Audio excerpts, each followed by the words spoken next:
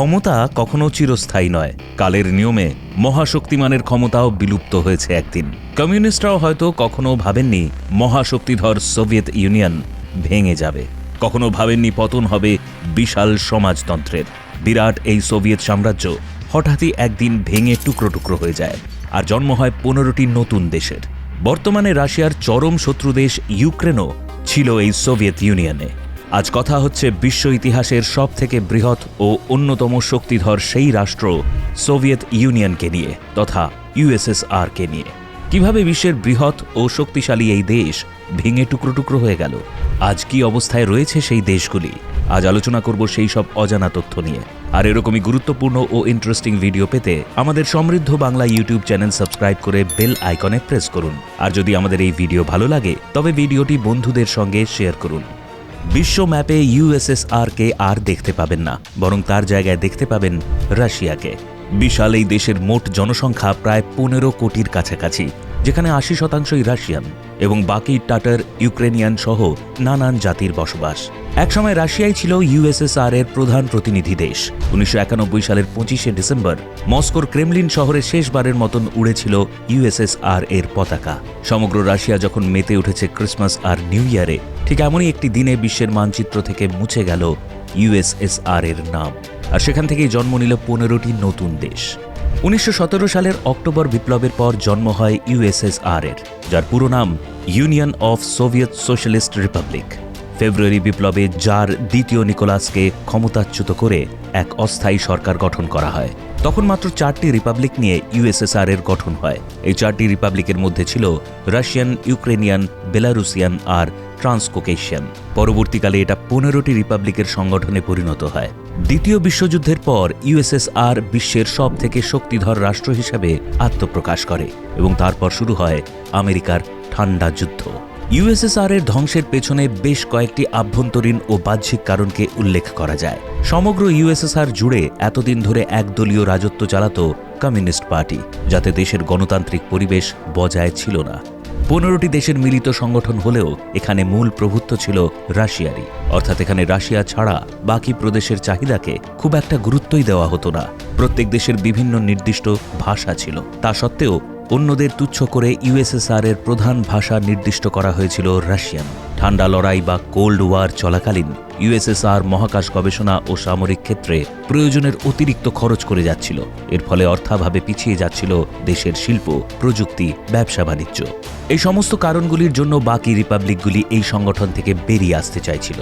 তাদের পার্শ্ববর্তী দেশ অর্থাৎ জার্মানি, ফ্রান্স এদের উন্নতি দেখে নিজেদের অবনতি বুঝতে পারে, বাইরের দেশের উন্নয়ন দেখে প্রভাবিত হয়ে নিজেদের উন্নয়নের দাবি তুলতে থাকে। এবং এই প্রভাবের পেছনে কোল্ড ওয়ার চলাকালীন আমেরিকার প্রোপাগান্ডা বেশ কার্যকরী ভূমিকা পালন করে। ধীরে ধীরে নিজেদেরই রিপাবলিকের ওপর থেকে ইউএসএসআর এর ক্ষমতা কমতে থাকে। এই ধরনের আভ্যন্তরীণ এবং বাহ্যিক দুরবস্থা তো ছিলই, তবে সোভিয়েত ইউনিয়ন তার ভাঙনের শেষ প্রমাদ গুনতে শুরু করে তাদের শেষ প্রতিনিধি গর্বাচেভ ক্ষমতায় আসার পরেই। 1985 সালের মার্চ মাসে গর্বাচেভ কমিউনিস্ট পার্টির নেতা হিসেবে শপথ গ্রহণ করেন। ক্ষমতায় আসার পরেই তিনি গ্লাসনস্ট এবং পেরেস্ত্রোইকা নামের 2টি নতুন নিয়ম লাগু করেন। গ্লাসনস্টের অর্থ হল রাজনৈতিক উদারতাবাদ।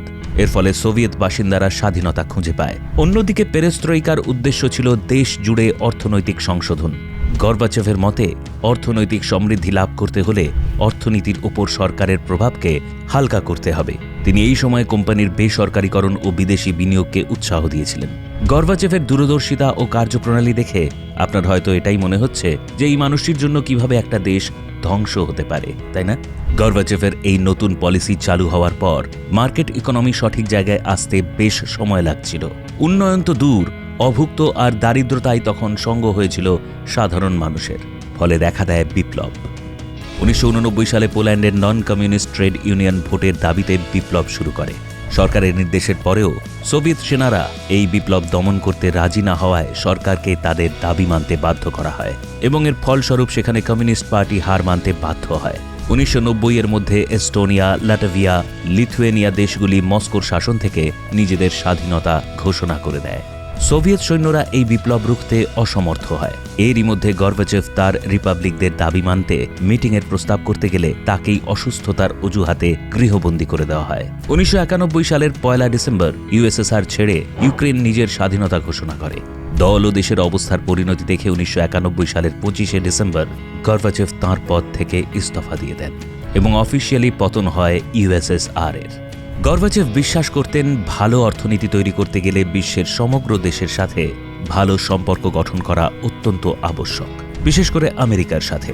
তাই তিনি ইউএসএসআর ও আমেরিকার মধ্যে দীর্ঘ সময় ধরে চলতে থাকা কোল্ড ওয়ার অর্থাৎ ঠান্ডা যুদ্ধের পরিণতি টানতে উদ্যোগ নিয়েছিলেন। 1979 সাল থেকে চলে আসা যুদ্ধের ইতি টানতে তিনি আফগানিস্তান থেকে সমস্ত সৈন্য তুলে নেন এবং এক শান্তি বার্তার প্রস্তাব রাখেন।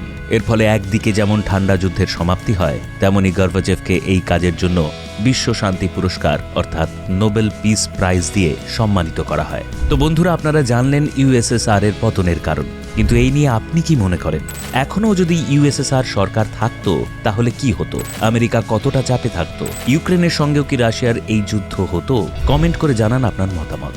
আর এরকমই গুরুত্বপূর্ণ ও ইন্টারেস্টিং ভিডিও পেতে আমাদের সমৃদ্ধ বাংলা ইউটিউব চ্যানেল সাবস্ক্রাইব করে বেল আইকনে প্রেস করুন। আর যদি আমাদের এই ভিডিও ভালো লাগে তবে ভিডিওটি বন্ধুদের সঙ্গে শেয়ার করুন।